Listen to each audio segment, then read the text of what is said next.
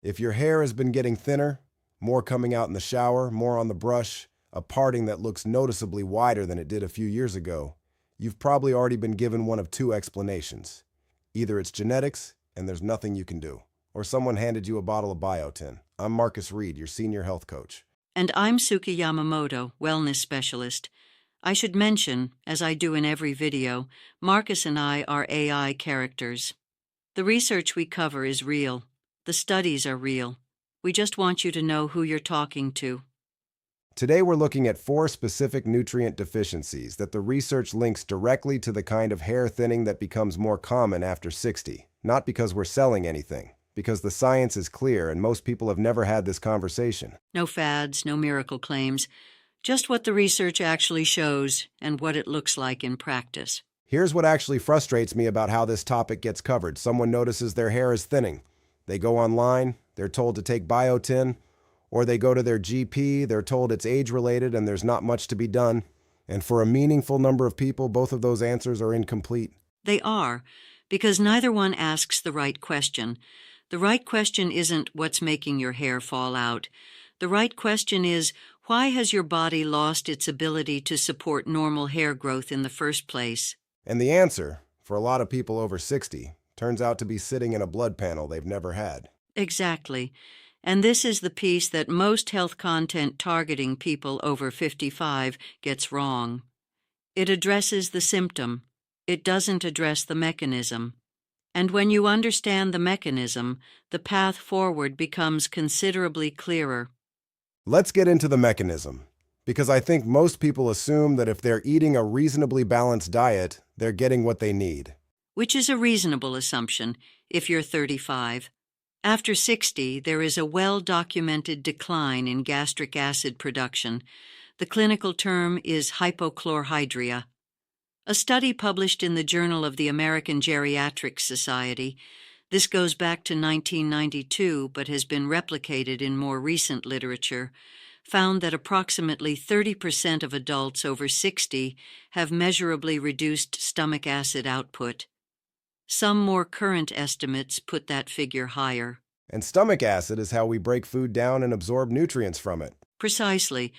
Gastric acid is essential for releasing iron from food, for extracting B12 from the protein it's bound to, for activating the enzymes that process zinc, and for facilitating the conversion steps that make vitamin D bioavailable to your tissues. When that system is operating at reduced capacity, none of those processes work as efficiently as they did when you were younger. So you could literally be eating iron-rich food every day and still have iron deficiency. You could, and this is the core insight today. You can have adequate dietary intake and still have a functional deficiency because the absorption step, the bridge between what you eat and what your cells actually receive, is compromised.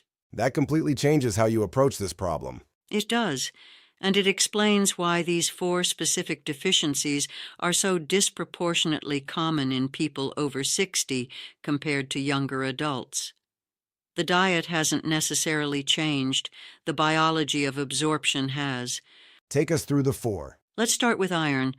And I want to be precise here because how iron is measured matters enormously. The relevant measurement is not serum iron, it's ferritin, which is the stored form of iron. Ferritin is the most extensively studied nutrient in relation to hair loss.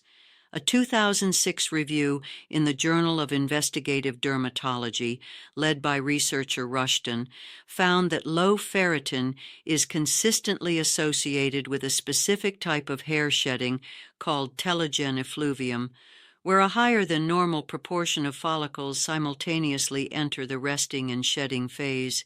That's the kind where you're suddenly losing a lot of hair at once rather than just gradual thinning? That's the most dramatic presentation, yes. But telogen effluvium also manifests as sustained, elevated daily shedding, which is what most people over 60 describe. Now here is the critical point about the threshold. The conventional clinical definition of iron deficiency, anemia, requires a ferritin level below 12 micrograms per liter.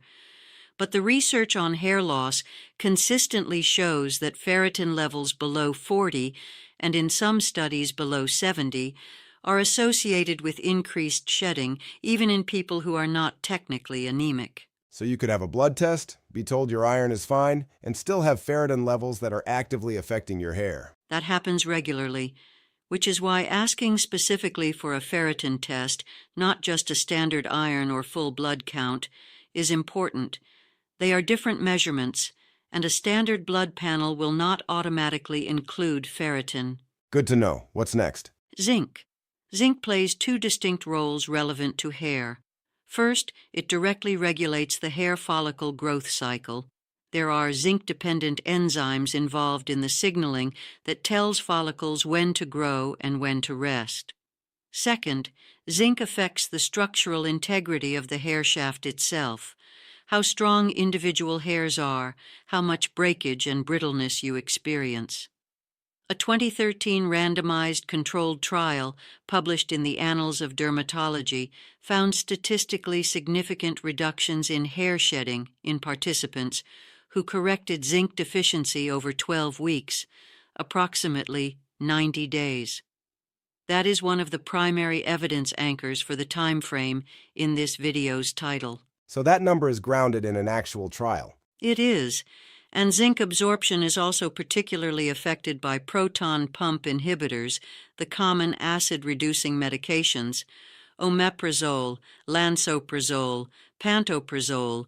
These are among the most widely prescribed drugs in the over 60 population, used to manage reflux and gastric discomfort. There is a documented interaction. PP is reduced gastric acid, and reducing gastric acid further compromises zinc and B12 absorption. The medication managing one issue can, over time, contribute to deficiencies that express themselves elsewhere. Including in your hair. Including in your hair. This is not an argument to stop the medication without medical input. It is an argument to be aware of and to monitor proactively. Many GPs will supplement in long-term PPI users, but not all, and it is worth asking specifically. Third? Vitamin D. This one is worth highlighting because the prevalence of deficiency is remarkable.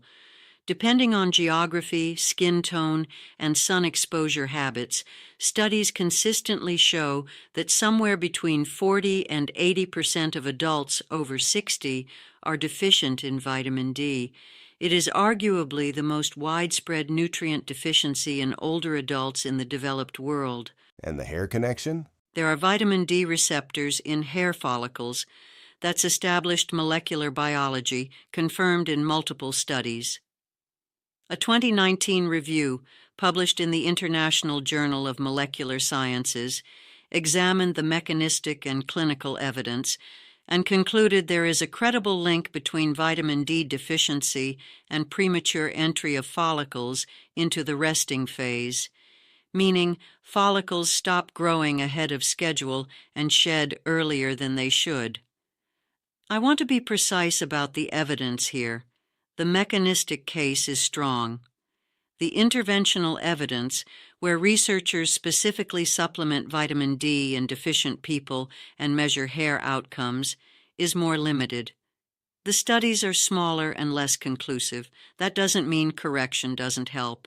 It means we don't yet have the large-scale trial data to quantify how much. But correcting a vitamin D deficiency has plenty of other established benefits regardless. Bone density, immune function, cardiovascular health, mood regulation. The case for correcting vitamin D deficiency is extremely well established across multiple health outcomes.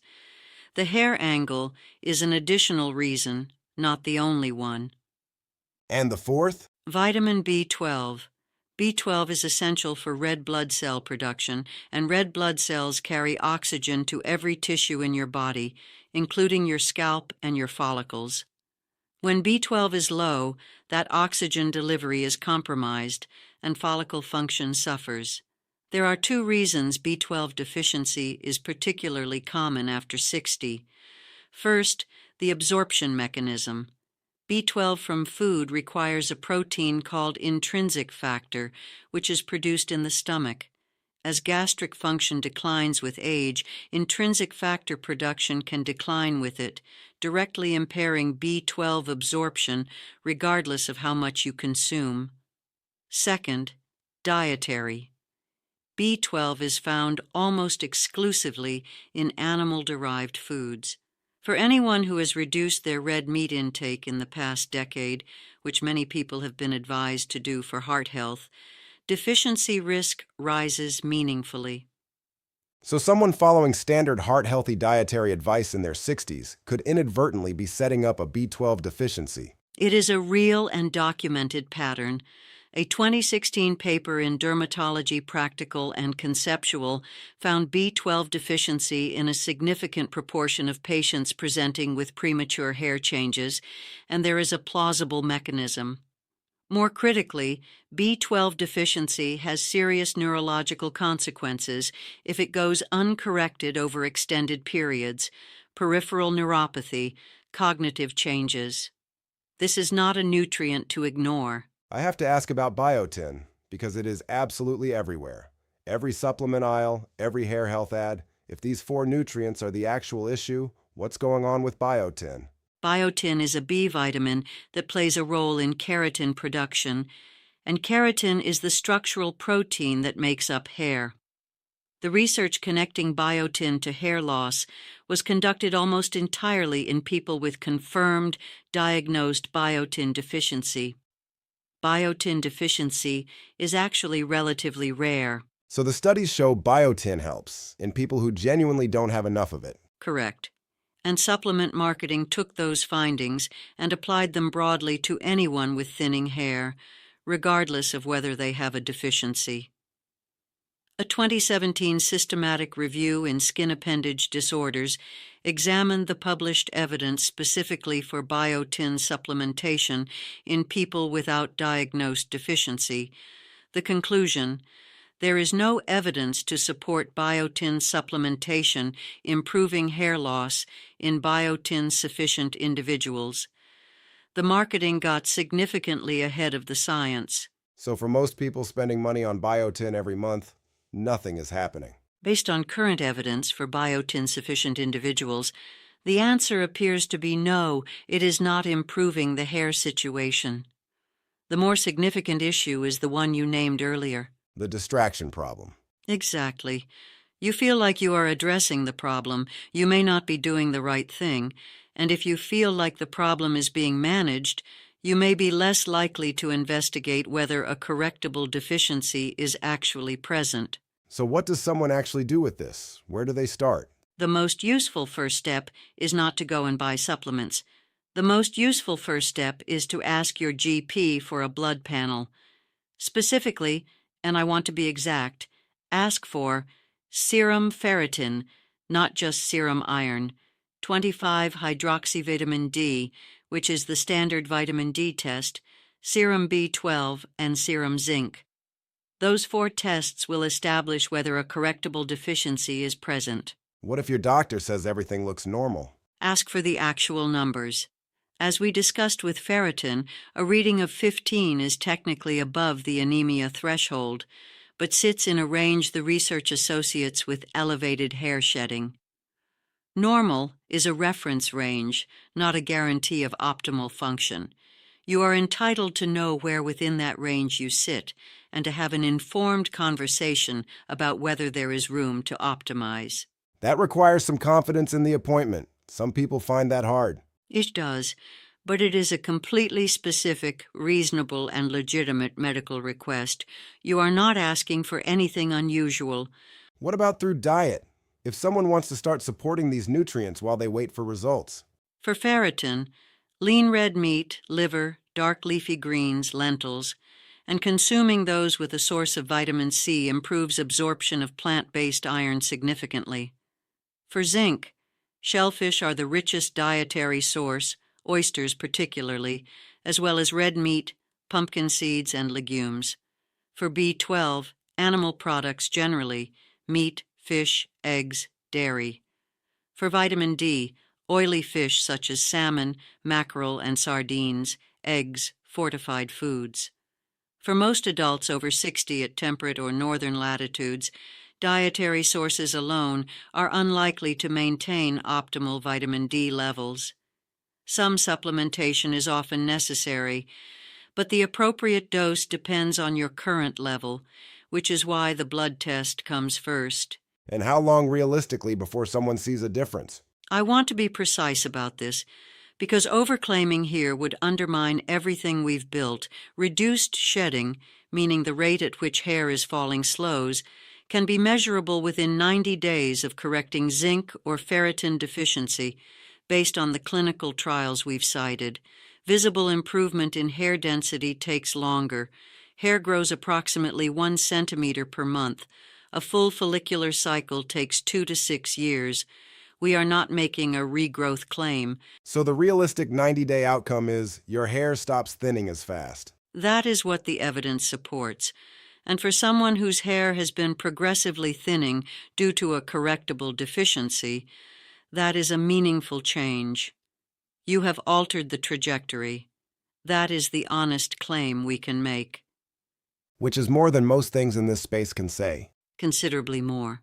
One thing worth saying before we close. Hair loss after 60 isn't always a nutrient story.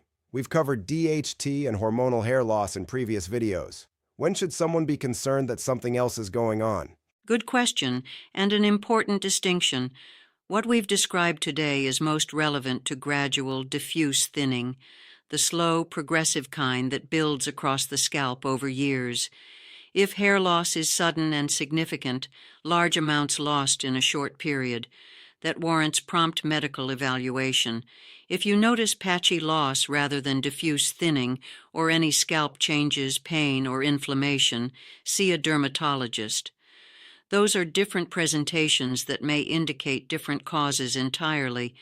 The nutrient pathway is not a substitute for medical assessment when symptoms are acute, unusual, or progressing rapidly. And as always, Suki and I are AI characters providing research-based information for educational purposes. Nothing here replaces a conversation with your own doctor or healthcare team. That framing always stands. Here's what to take away. If your hair has been thinning after 60 and you've been told it's just aging or handed biotin, there may be a more specific and correctable explanation. 4 nutrients are directly linked by clinical research to hair thinning after 60: ferritin, zinc, vitamin D, and B12. All 4 are commonly deficient in older adults due to natural changes in how the gut absorbs nutrients, not poor diet, but changed biology. All 4 are testable with a standard blood panel, and correcting a genuine deficiency, particularly zinc or ferritin, has been shown in peer-reviewed trials to reduce abnormal hair shedding within approximately 90 days. Request a ferritin panel specifically, not just a standard iron test. Ask for the actual numbers, and have the conversation with your doctor before you start supplementing. If this was useful, the like button genuinely helps more people find it. Subscribe and turn on notifications so you don't miss what's coming next.